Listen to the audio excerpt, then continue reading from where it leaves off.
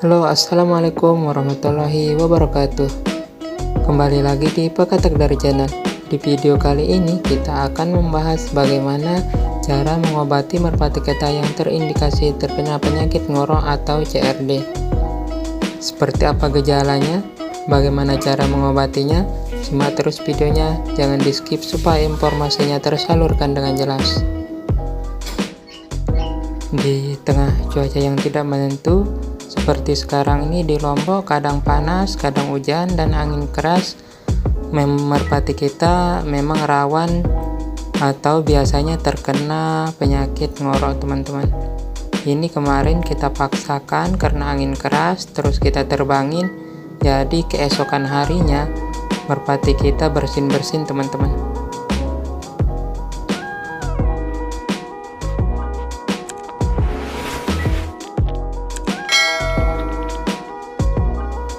Nah, ini dia teman-teman, merpati kita kelihatannya bersin-bersin, susah nafas, dan kalau malam hari terdengar suara merpatinya ngorok, teman-teman.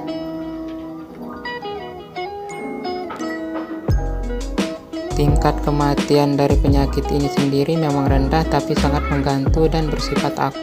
Kalau tidak ditangani dengan cepat, ini bisa bertahan lama, teman-teman, dan apabila cuaca dingin lagi maka akan kambuh lagi, jadi harus ditangani dengan cepat.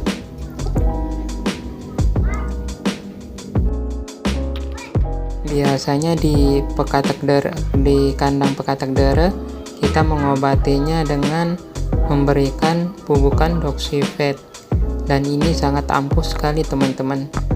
Biasanya kurang dari 1 minggu penyakit ngorok ini bisa sembuh, dan merpati kita siap diterbangkan kembali. Pemberiannya cukup dikasih 1 kali sehari, terus diulang sampai merpatinya sembuh.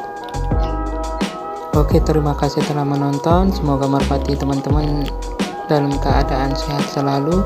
Dukung terus channel kami supaya kami semangat untuk memberikan informasi-informasi penting mengenai seputaran pemeliharaan merpati dan cara mengobatinya.